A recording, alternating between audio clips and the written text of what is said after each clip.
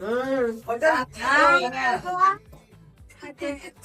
Friends, అందరికి నమస్తే. ఈ రోజు మా బావలు దేవుని వేసుకుంటారు. మనం ఇక్కడ చూస్తే ఒక మేక తన పెద్ద చెవులతో ఆడుకుంటుంది. మా బావ మేకని ముస్తాబ్ చేసి రెడీ చేసి తోట గుడికైతే వెళ్ళిపోయాం. నన్ను అయితే 2 మేకలతో ఇక్కడ వదిలేశారు. అలా ప్రదక్షిణాలు చేయడం అయితే స్టార్ట్ చేసాం. నేనైతే 1K ఫాలోవర్స్ కావాలని కోరుకున్నా ఈ నెల లోపు. ప్రదక్షిణాలు చేసుడు అయిపోవడంతోటే దేవునికి మొక్కి వచ్చిన పని అయితే కానిచ్చారు. తర్వాత మేకకు డ్రెస్సింగ్ చేస్తున్నప్పుడు చూడలేక పక్కెళ్తే అక్కడ చిన్న చిన్న కుక్క పిల్లలు కనబడ్డాయి. ఇక్కడ ఎన్ని కుక్క పిల్లలు ఉన్నాయో కామెంట్ చేయండి. కటింగ్ అయిపోయిందని ప్యాక్ చేసుకుని ఇంటికి వెళ్ళగానే no words, rest in peace. అలా అందరూ నెక్స్ట్ ఘట్టానికి రెడీ అవుతున్నారు. ఇక్కడ ఉన్నది అమ్మాయి అబ్బాయి కామెంట్ చేయండి. మా కోడలి పిల్ల మేకకు పూజ చేస్తుంటే తీర్థం పోసింది.